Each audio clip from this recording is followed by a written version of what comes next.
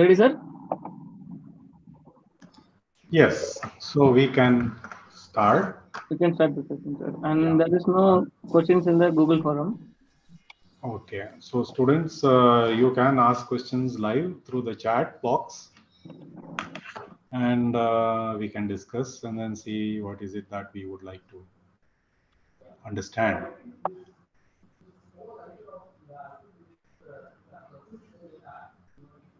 Sham Sundar Nair is also there. Yes, sir. Good afternoon. Okay. So you can also add your feedback and tips to the students. And Sure, sir.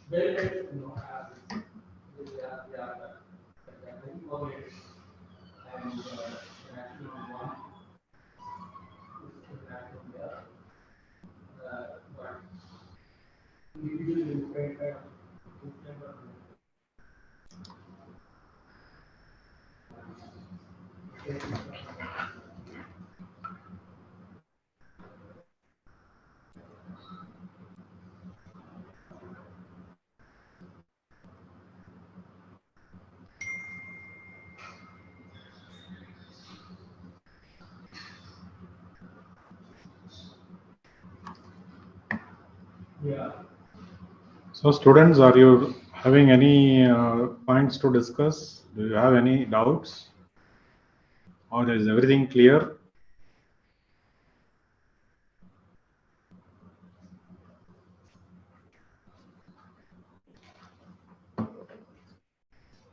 You are now a 4th week into the course. You can probably give some feedback to us whether how difficult it is, how easy it is.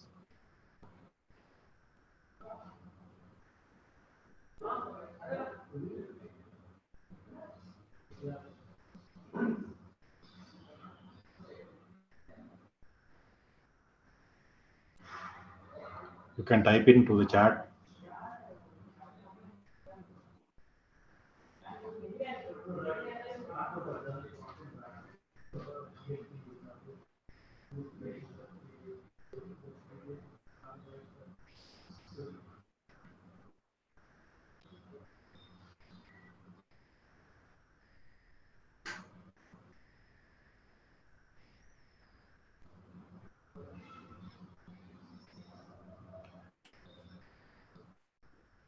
Either the lectures are understandable, fully understandable, and then you are not having doubts, or you're not understanding anything and not having doubts. So both these possibilities are there. Which one is it? No questions from anybody.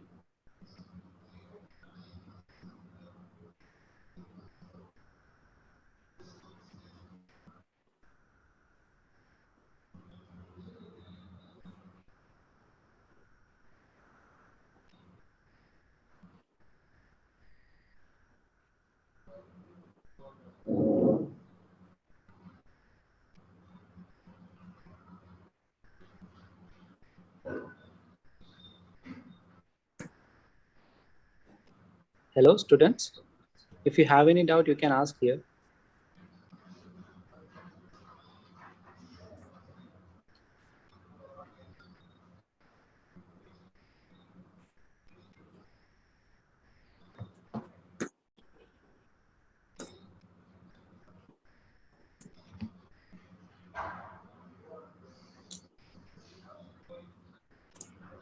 So what is it that you found most difficult to understand?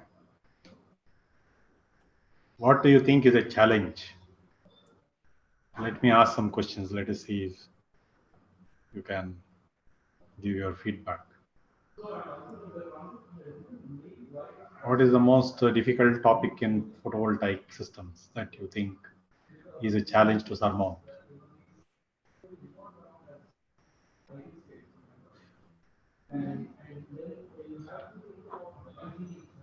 All of you are electronic students, right?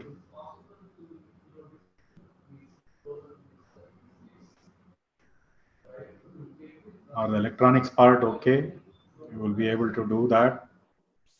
Is that the weak link? Circuits, is that the weak link?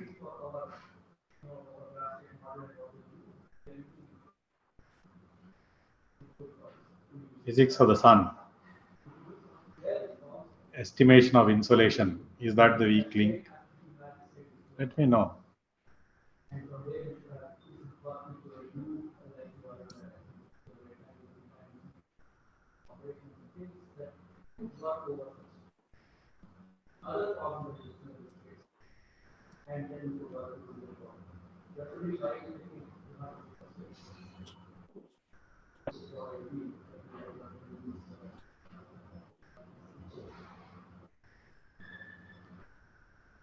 Yeah, yes, Narmada, good evening. You want to ask any question? You want to say anything to your peers? You want to ask anything from the TAs and you want to ask anything from me? You can clarify doubts.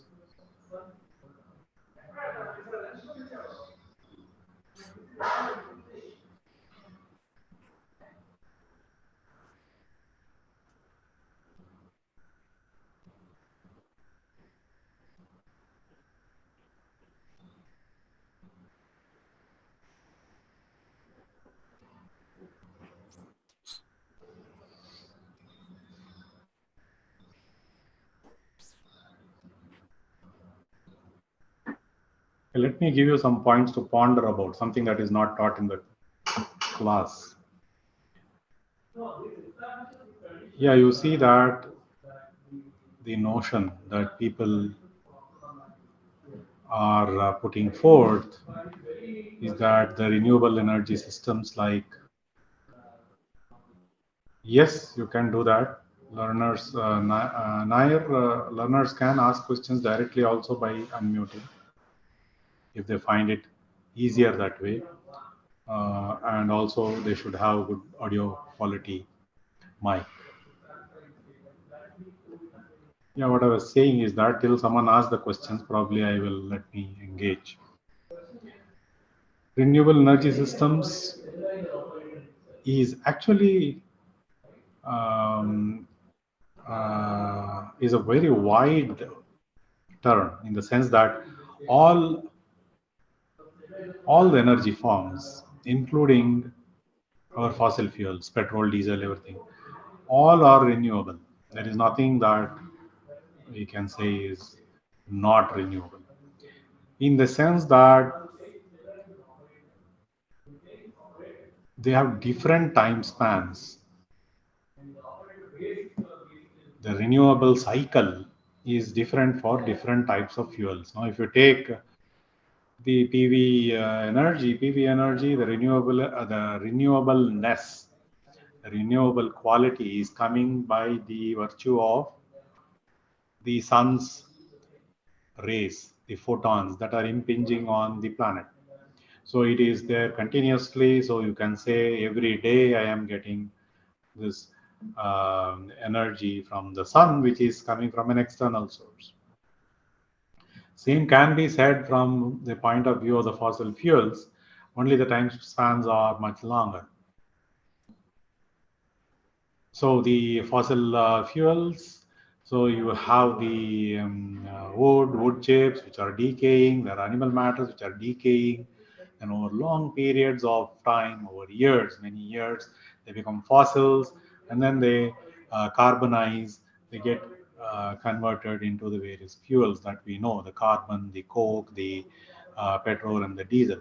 So these are happening in time constants, the order of hundreds of years, thousands of years. So compared to the daily energy that you are getting through the PV or the wind, which are having much smaller time constants in terms of renewable cycle, the fossil fuels are having very large time constants. But in principle, all are renewable. Only thing is, in a very small time frame, you consider fossil fuels to be not a renewable compared to the PV and the wind. On the other hand, you should also consider that you have two laws of thermodynamics. The first law of thermodynamics states that no energy can be created nor destroyed. So, which means at the beginning of time, when the whole universe was created in one bang, the total amount of energy was provided. And that is all the energy that you have in the universe, at least till the universe gets destroyed. See, over a period of time, this energy which was given to us by virtue of creation, by the creator at the beginning of time, gradually starts being used up. So we are using up the energy, and energy can only be created. So when you say using up, you create it from an available form to a non-available form. So what is increasing over a period of time is the non-available form of energy. So this increase of non-available form of energy is the entropy that one talks of. So that is where the second law of thermodynamics in physics comes, which says entropy always increases. What it basically means is that the non-available form of energy is always increasing. So that is what it means. And these two laws are fundamental. So you cannot do away with it, and then there is no whatever, how many hour years or eons may pass, these two laws hold good even today. So whenever you do something, you are converting energy from one form to another, which means some amount of energy goes unavailable, and that goes as heat. So whenever you do some work, there is some portion which you have to give commission as heat. So this commission, what you are giving as heat, will keep on accumulating, and the bucket of heat energy keeps increasing, and that is unavailable form. So when you are thinking that you are getting PV, you are not getting anything free, or you are not getting anything extra. By virtue of being a thermodynamically closed system, Earth, when sun is pumping energy into the Earth, it is coming from an external source. So it appears that you have a resource that will not become empty. But the point is not like that. The sun is also emptying itself. It is going from an yellow star to a red star, and then finally a dead star, over again a large time constant, millions of years. And in the process of trying to get PV energy, you are also trying to manufacture the PV cells. You are trying to encapsulate them, the glass, the mountings, the inverters, the electronics, all that are going to consume energy. And again, by the first two laws of thermodynamics, you can never get more amount of energy from the PV generators than you have already put into them, which means that if you are trying to get 100 units of energy from the PV generators, you should have put more than 100 units of energy into the making of the system. So that is always there. So you already had more energy with you to start with than you will always get. So keep that in the back of the mind. It is always this. So which means that what is the best? The best is that you don't do anything. If you don't do anything, you are not consuming energy and you are not converting energy, and therefore the available energy comes for longer and longer time. So that is where the older, the wise people used to say, keep your activities to a minimum so that you don't consume the energy, so that you can pass on the available energy to the next generation. The more and more you have activities, the more and more you are going to use it up. So electric vehicles, it's not going to serve the purpose. Anything that is going to consume energy that is going to convert energy is going to consume, and you are finally going to land up with less than what you had before. The only way is that you do less and less. which means that you take more time to do what you want to do. So instead of going from place A to B using a aeroplane, you can go from place A to B using a car, which means it's going to consume less energy. Instead of using a car, you could use a bicycle, which consumes still lesser energy. Instead of that, you could use a horse-drawn carriage, which will consume still less energy. You could use walking, which will consume still less energy and make the world a better place.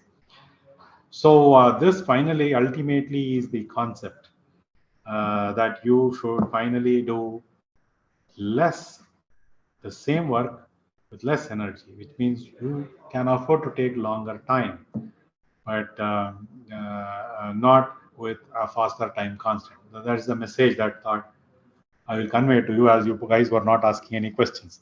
But this is not part of the syllabus, and we are not going to ask questions on this aspect in the exam. But keep that in the back of the mind, whatever you do, that there are a lot of wise things that you can get from the wise people of yore, what the wise saints of the ancient age have been telling. So a lot of things you can learn. Okay, there is some question from Dilip. In the calculation of H hat, there are two components of diffused energy. One diffused part we lose from coming normal insolation, and other received from the other neighboring atmospheric effects. What is HD? Okay, HD is of course the diffused energy. See, you have a lot of cloud cover on the over your head, and the sun energy is coming from beyond the cloud cover, right? So you have many layers of clouds and the atmospheric stratosphere, and you will see that when the sunlight passes through them, the photons get reflected through the water vapor particles, and then there is total internal reflection within them, amongst them, and then finally the rays come out. So every reflection will also absorb the energy, and when it comes out of the cloud cover, they all are not coming in one parallel direction as it used to coming from the sun, but they are scattered. So this is one diffusion that happens. The other aspect is that there can be neighboring mountains, there can be neighboring valleys, and there can be stones and towers which reflect the sun's energy from there, or even the scattered double reflection, scattered energy from the or the diffused energy coming from the clouds, and they get reflected, and then again they can get reflected in different directions, and some of them can fall on your solar panel, which may be tilted at an angle. So this is the other reflection. So this ground reflected, the amount of reflections that are coming from ground reflected aspects, that is called albedo, or the albedo effect. That is the name given, the scientific name given for ground reflected diffused radiation, called albedo. The ones that are coming through the clouds, scattered and diffused due to the atmospheric diffusion, presence of clouds and water vapor, and that is the diffusion that you are talking of, HD. So these two together put are the diffusion component. See, we don't know with any clarity or certainty a model for the cloud cover at a given point in time at a given geography. Likewise, we also don't know the entire geography of the land and from where it can get reflected, because you don't know the incident scattered light where it goes. If there were no clouds, we know exactly pinpoint how the sun's radiation is going to fall on a place. But now, the moment these uncertainties come in, you can only do just so much estimation, and then the remaining part you have to do it by a statistical means. So over a period of time, over several years, 10 years or 20 years, data have been collected, and based on that data, these diffusion coefficients are calculated and found out. So that is what we have explained, tried to explain in the class to have a reasonable model for insulation estimation. I hope it is clear.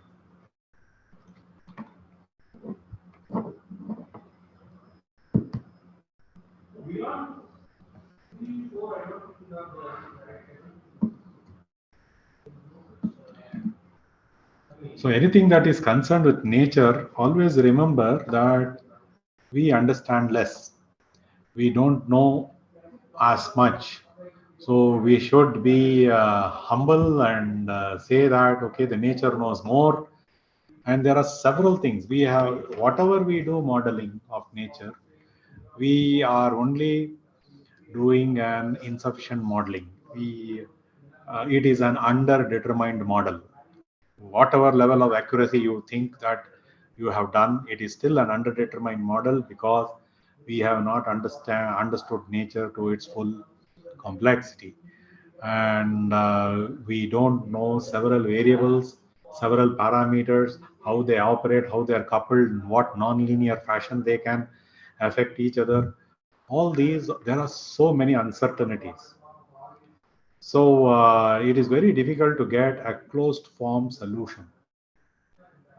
So the best that we can do is you do a hybrid of some physics, based on physics, and then the other things based on statistics, so that some amount of uncertainties can be modeled over kind of several years, statistical measures over several years.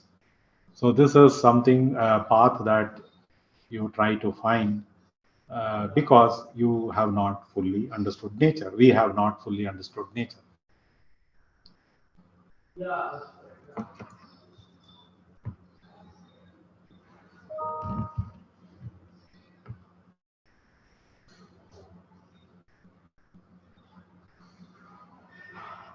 So good evening, sir. Yes, Narmada. Sir, I'm from Andhra Pradesh, Nellore, sir. I'm working as assistant professor in a private engineering college. I'm able to hear. Okay. Good evening, Hello. sir. Narmada, your audio. Okay. Yeah, you're clear now. Okay. So first of all, it gives me immense pleasure and honor to speak to you, such a senior faculty, for coming live and clearing your doubts. So the thing is, what I need to ask is, whenever we speak about a photovoltaic cell, so there comes a word called maximum power point tracking. Yes. So we want what is maximum power point tracking, and also in some panels. So in order to tap the maximum insolation, so there is some tracking mechanism, but in practical use we are using any tracking mechanism. So why it is not so, sir? So why in real time applications we are not using any tracking mechanism? Yes. Okay. Let me give you a brief on that. See this point that you have raised, maximum power point tracking, we are going to deal with at quite some detail in future classes. But still, that you have asked, I will try to give you a heads up. You see, you have seen the characteristic of the panel, right? You have the IV characteristic of the panel, which has this rectangular shape, and the power versus V. If you see, it is 0 at one extreme where the voltage is 0, and when you go towards the open circuit part of the voltage, then also the power is 0. So you have a power which is going something like an inverted V, right?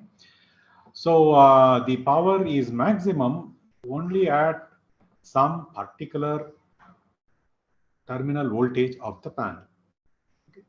And we would like to see that the panel is operated such that that particular operating point, which is giving the maximum power, is the one where the operating point of the PV panel should be, whatever may be the external conditions.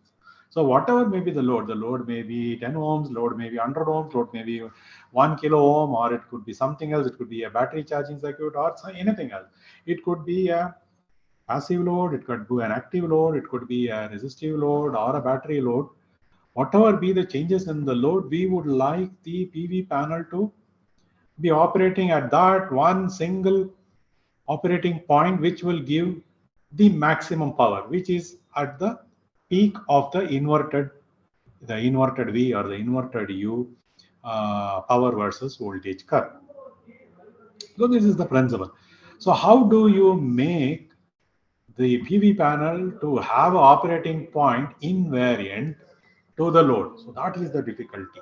So that is where a lot of this closed loop ideas starts coming in, and that is where the DC-DC converters and power electronics come in, which tries to offer a mechanism where the terminal resistance is a function of some control variable. It could be duty ratio, or it could be some other control voltage. So the input terminal resistance, if it is a function of this control variable like a duty ratio, then as the output load changes, you can always change the control variable to see that the input terminal resistance is invariant to the output load. And that is the principle that we try to use for making this maximum power tracking. So the maximum power point tracking is an electronic principle, but there is also a mechanical principle on a seasonal thing, and also a daily. So in daily, you see there is one inverted U or inverted V that you see. So you see in the morning, 6 o'clock, you see not much insolation, right? So as the day progresses towards noon, you see peak insolation. Insolation is maximum at the place. Then again over the during evening time, 6 o'clock in the evening, the insolation reduces. So you see again another inverted U coming in there, which means it is having scope for optimization. Not so that is a one. There is one inverted U. That is, we call it as the diurnal change. Okay. Then there is another inverted U that can come seasonal over a period of time. So you see as the day progresses through the year, days progress through the year, January. So you have this Pongal, Makara Sankranti. So this Makara Sankranti is the time. Mostly it comes on January 14th or 15th, right? So that is when the sun has entered the constellation Makara. That is where it has taken the U-turn, and it is now going to start from the southern hemisphere and starts coming up towards the equator, and then still upper towards the Tropic of Cancer. Then it takes a U-turn and then again comes back down, right? So when it is coming up and then touches the equator, in line with the equator on March 21st, called the equinox. That's when the spring starts. And then as the spring starts in, and then you see that the sun is still moving up towards the Tropic of Cancer. The Tropic of Cancer, it reaches. So it reaches there, no, June 21st, and then it again takes a turn, U-turn back. Then it comes back again. So it is going back down. The downward swing, you see all the festivals starting to come. That is because as the downward swing comes, you are going into the monsoons. In September, you see the equinox again. The sun is in line with the equator, and then going further down towards the Tropic of Cancer, you see the winter. So they are now supposed to be, when it is during the downswing, it's supposed to be dismal weather. Weather is dismal, weather is gloomy, weather is wintry. So in order to prep you up, you have almost all the good festivals to celebrate and keep you up and happy. So that is where this comes about. But from the point of insolation, you see again a U pattern, inverted U pattern. There is a maximum, let's say a point on the equator. So as the sun approaches the equator, you see the peak, and then takes a swing from the Tropic of Cancer, comes back. You see that the point, someone sitting at the equator sees a maximum and then again a minimum. So this kind of up and down keeps happening, and then you want to track again to the maximum. So this is called the seasonal tracking or the seasonal variation. So you have mechanical arrangement to the PV panels, which can swing the panel daily so that it can track morning to evening sun as close as possible normal, so that you can get maximum out of the sun. And you also have another motor or another tracking arrangement, seasonal, which can very slowly rotate the panel over the year to track the sun according to the declination as it starts going from Tropic of Cancer to Tropic of Capricorn and back. Okay, so this is the seasonal. So again, to capture more. So not in all the panels you will see this mechanical tracking, because something called the break even. People are looking at break evens, like, see, if you have tracking, you need to have a motor, you need to have electronics, and that electronic is going to consume some power. The motor is going to consume some power. So are you going to gain more energy out of the PV panel due to the tracking than you would in consuming or giving that power to this motor and the electronic setup? So that is the accounting, energy accounting, that people work out, and if it is positive, only if it is going to make sense, you get more power out of than sending to these electronics and the motor, people will go in for this tracking mechanism, or else they will not go in for. So that is why you will see in most of the tropical places, it doesn't make much sense, and people set it at a fixed angle, and they get the tracking, they get the most out of it. And the maintenance is also less. You see, if you have the tracking things, you have moving parts, movable parts, and you need to have a maintenance team. But in the case of a non-tracking thing, everything is passive and the maintenance is much lesser. So all these are considered, and a break-in is worked out, and only if it makes economic sense, people will go in for physical mechanical tracking. But this electronic tracking, which I said, MPPT, that is done on every electronics and every load. We do that. We will definitely discuss in greater detail as your classes progress. Probably in the coming months, you will see that MPPT is one of the topics that we will be discussing, and how do we implement it, also the circuits and the control algorithms for that. Hope I made myself clear, Narmada. Good evening, sir. Yeah. Good evening, sir. My question is, so is it advisable to fully charge or discharge a battery? Meaning, you mean? Can I? Yes, sir. Can I? See, not any arbitrary battery. You have to, when you are buying the battery, there are some specifications. Yes, See, some batteries can be discharged to 80%. Some batteries can be discharged only up to 20%. Like, for example, take the batteries that we use in the automotives, in your cars and things like that one. The housekeeping batteries that you use in your cars, okay, the Excite batteries or the Amaron batteries, which are used for lighting of the lights and switching on the ignitions and things like that one.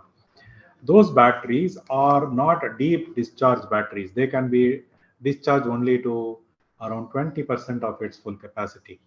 So you can go down from 100 to 80. That's all. Otherwise, the chemistry doesn't work out.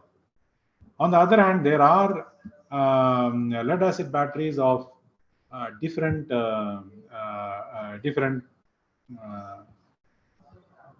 way of making, called the tubular batteries. They have tubes. The anode and the cathodes are differently made.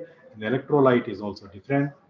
So they are capable of taking deep discharge. You can go from 100% capacity to 20% capacity, very deep discharge battery. Now, these are the ones which are used in what you call PV sort of applications. So there you can go to every time you can go down to 80% discharge.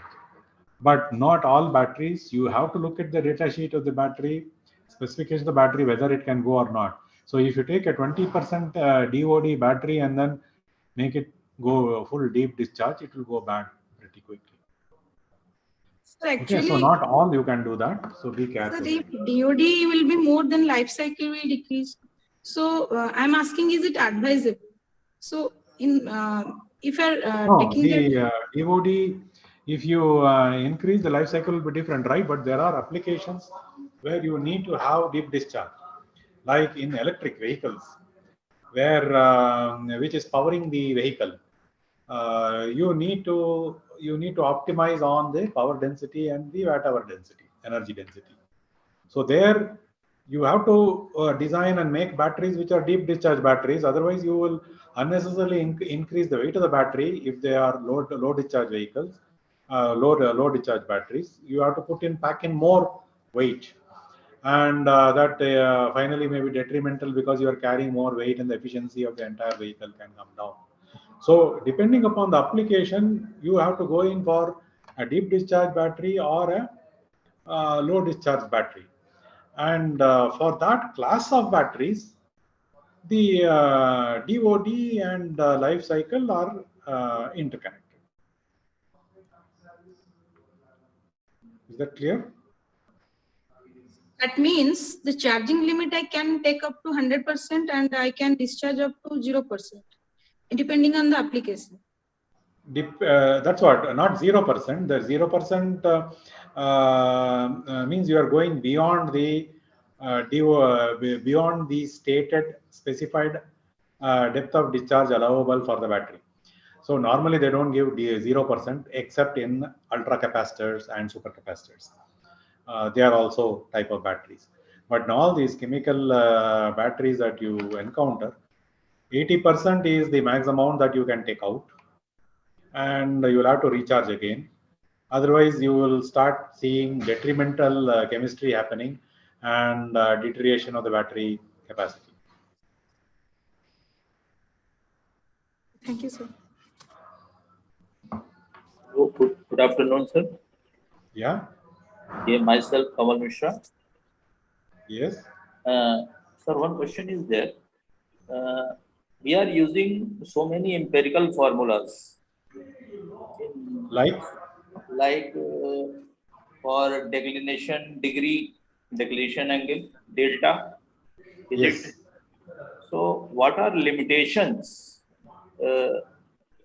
Is all these formulas provide us exact value, or if we have some limitations?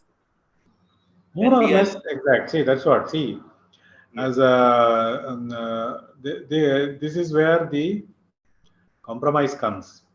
How exact a number do you want? Do you want the exactness of the number up to the 20th decimal place, or do you want an exactness up to the second decimal place? Which one do you prefer? This means within plus minus 5% margin.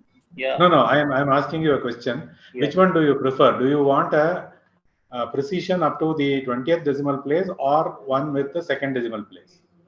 I think for me, second decimal place is sufficient. No.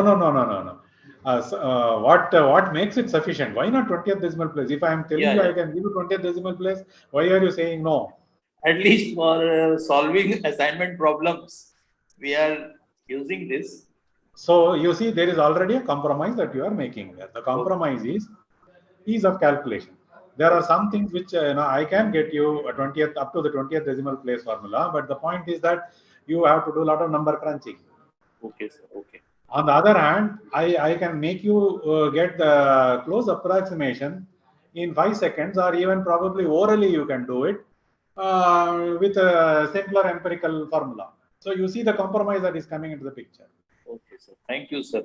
And it is great pleasure for me to talk with you, sir. Thank you, sir. Yeah, sure. Thank you.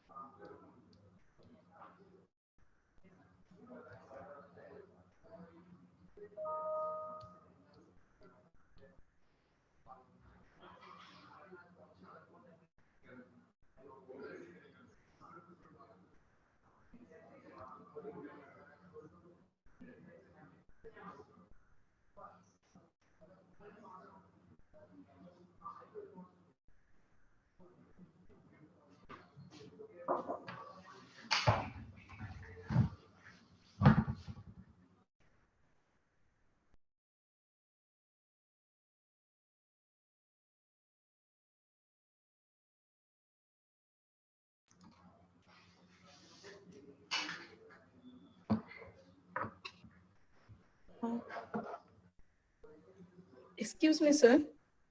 Yes. Sir, what is the energy efficiency of load? What is? Energy efficiency of load.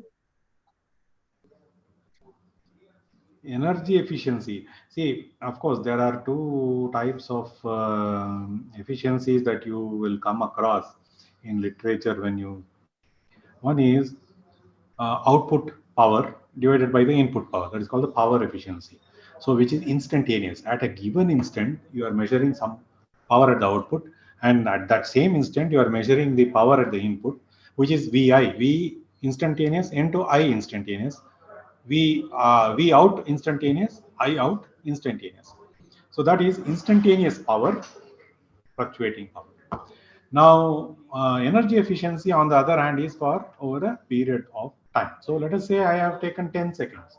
So in that 10 seconds, I am having several instantaneous values. So I integrate it over 10 seconds. And likewise, I also integrate the output V naught, I naught over 10 seconds. So I have the output energy and I have the input energy, which is basically watt seconds. It's not watt, it's watt seconds, the integrated value of the power. So the output energy by the input energy gives the energy efficiency. So in several places we use power efficiency, and several places we use energy efficiency. So especially in cases where we are talking of battery charging, energy efficiency becomes predominant, because you're talking of putting how much energy I want to put into the output battery, or how much energy I want to put into an output capacitor, ultra capacitor or a super capacitor. So there you talk in terms of energy efficiency. Whereas in cases of instantaneous things like power converter, how much is this power converter able to handle? How much power is the inverter able to handle? There you talk of power efficiency, instantaneous values. So this is the distinction that you have to make, and it is basically based on the application. But distinction basically you need to keep in terms of time. There is a time factor that gets added into the energy efficiency. Energy efficiency of load.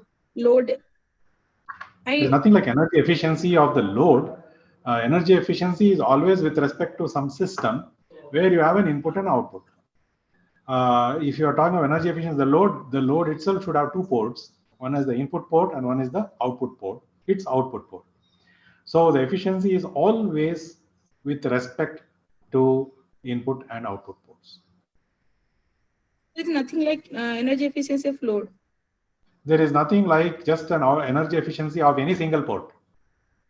If you take a load as a single port, two terminal port, there is or you take a resistor, which is again just two terminals. There is no efficiency that you can define for that. So actually, in the assignment question, I came across one word, that is energy efficiency of load.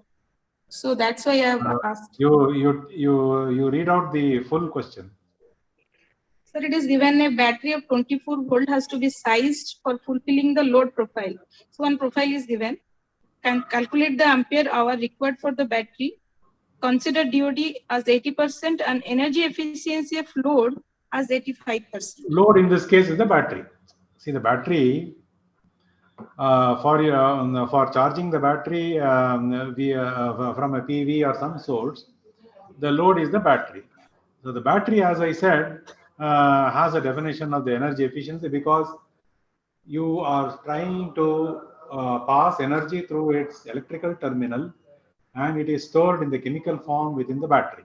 Okay, so the energy stored in the chemical form within the battery is the output of the output. Yes, the battery has an So that efficiency. there you have the energy efficiency coming into the picture.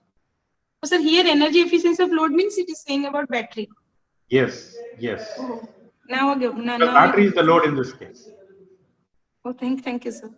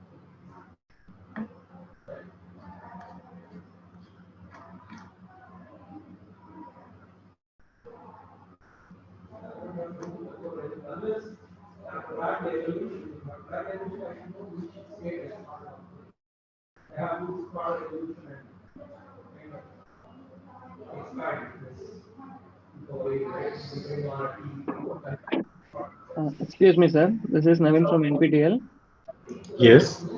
and we have another 13 more minutes. So participants can ask any other questions because sir will be available next 13 minutes. After that, we'll wind up. Okay, sir? Yeah, sure, sure. 4 to 5 session. Yeah. Okay.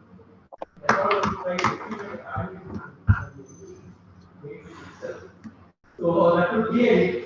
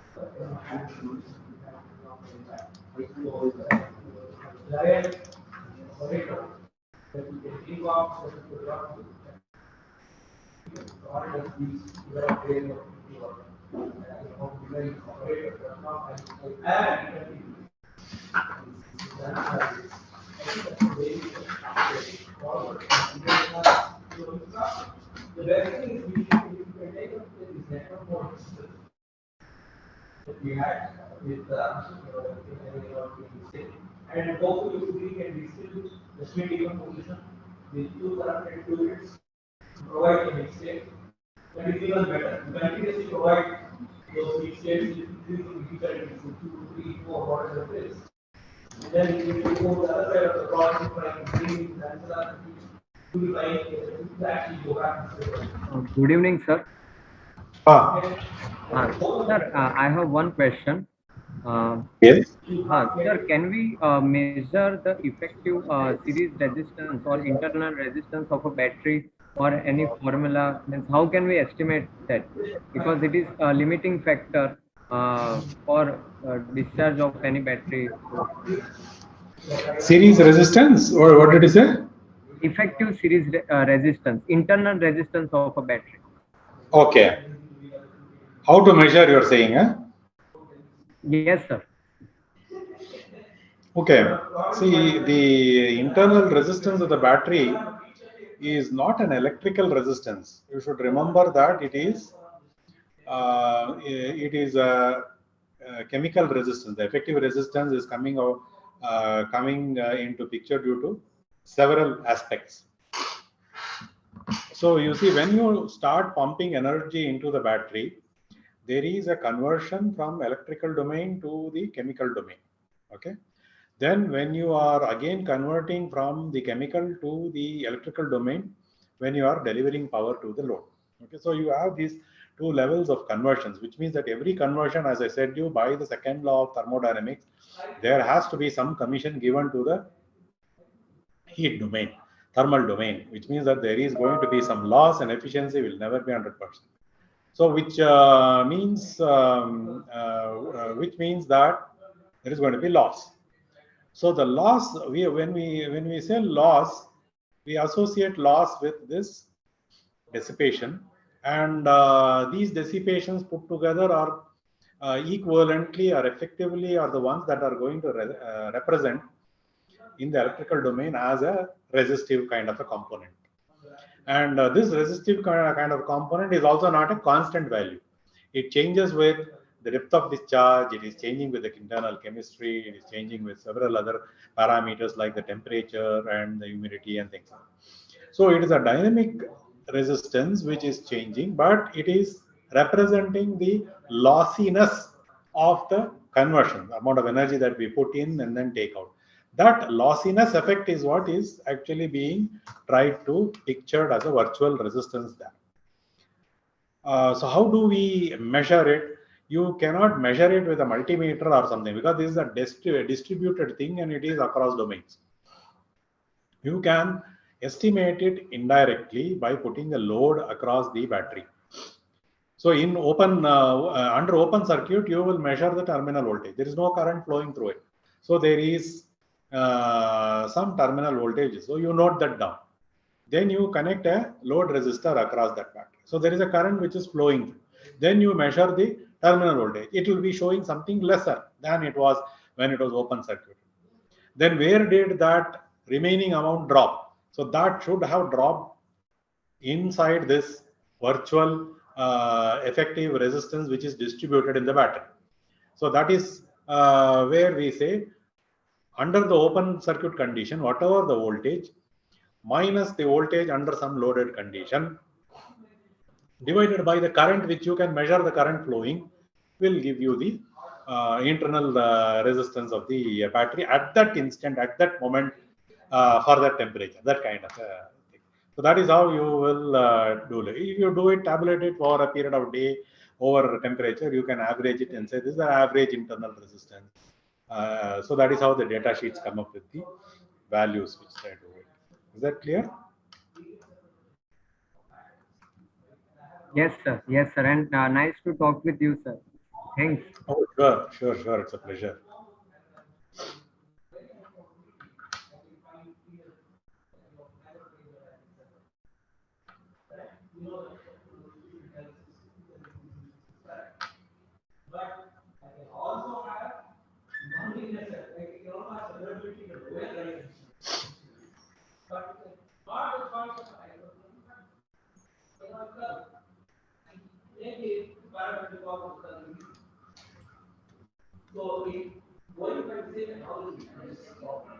Afternoon, sir. Yes. Yes. One more question is there, sir. Myself, Naval Mishra. Sir, Yeah. I am very beginner in this field, but I want to continue some research in this area. Yes.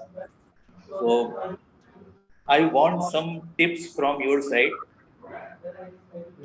So what is your engineering background? In which area you have done engineering?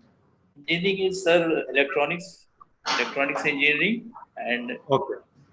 and I want to do something in photo devices related to sun energy, photo devices, or something related See, to sun energy. electronics background is fine. I think you are in the correct discipline if you are having a passion for this. So if you want to fabricate devices, okay, there are, which means that you are going inside the semiconductor, so into the physics of the semiconductor. So probably you may have to choose fields like VLSI domain or microelectronics domain, where you will be studying system on chip kind of things. Okay, or if you have to do fabrication of the chips, then you will have to go into the VLSI domain. If you are wanting to work on the photovoltaics area at the application level, where you want to use the energy developed from the photovoltaic cells for various to meet various applications, then you can go into the electronics with some knowledge of power electronics. You need some knowledge of power electronics because all these are delivering power or energy to the loads and applications. So you can probably you will have to decide and take a call on which area you want to actually do your this one. So research topics are there in both these domains. Thank you.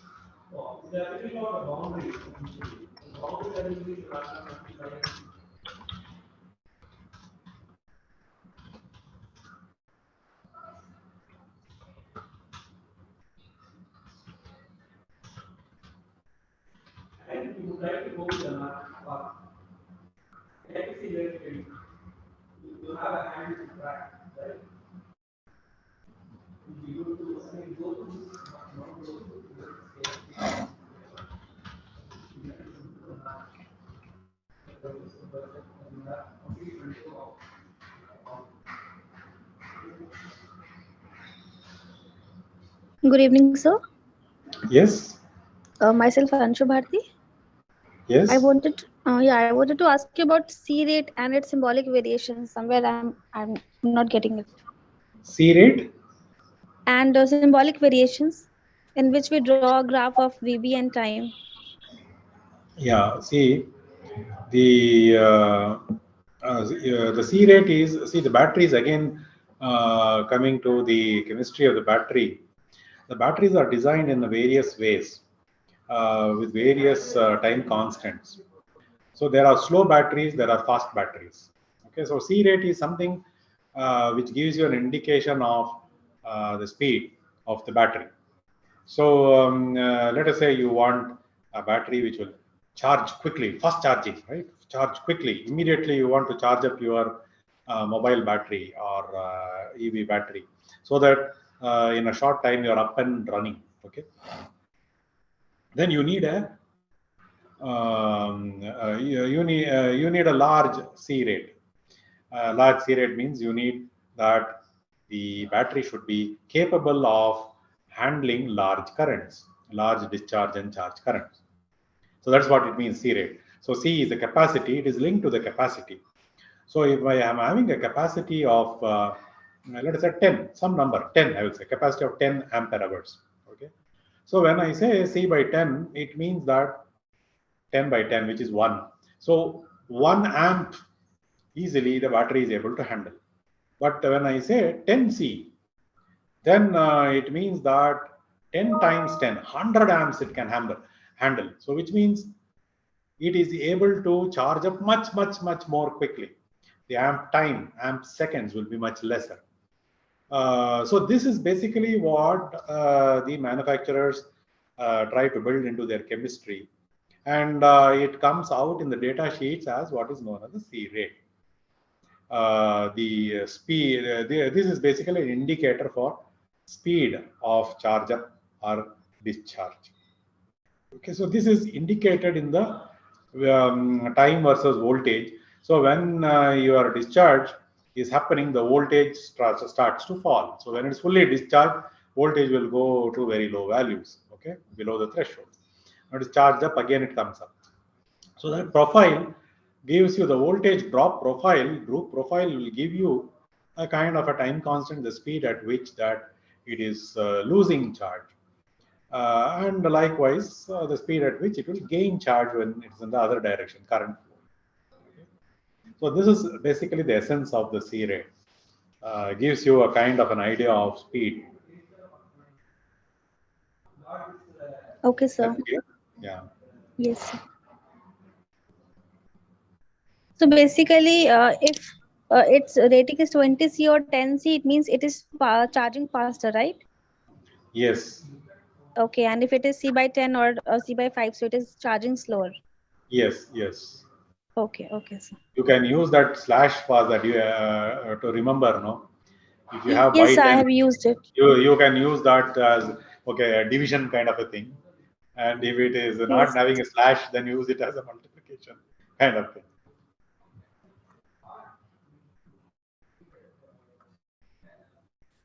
Sir, last question.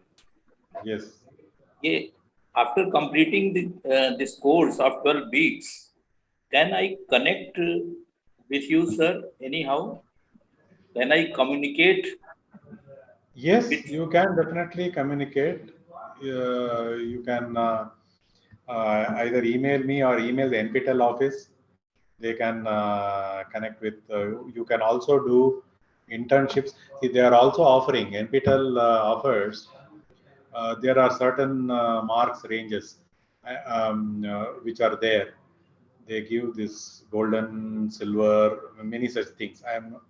I keep forgetting the numbers. So there are these marks near ranges where they give this golden certificate, silver certificate, and things like that one. So based on these certificates, they also give you internships where you can come and do work on some specific problems for a couple of months, and that you can make use of. Those kind of things are also possible. okay. Thank you, sir. Thank you very much. Okay.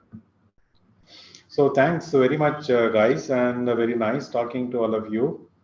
And I hope you keep up the good work. And then we will keep meeting again, and I will meet you again the following after a few weeks. And keep your doubts ready. And for now, we shall close. Thank you very much.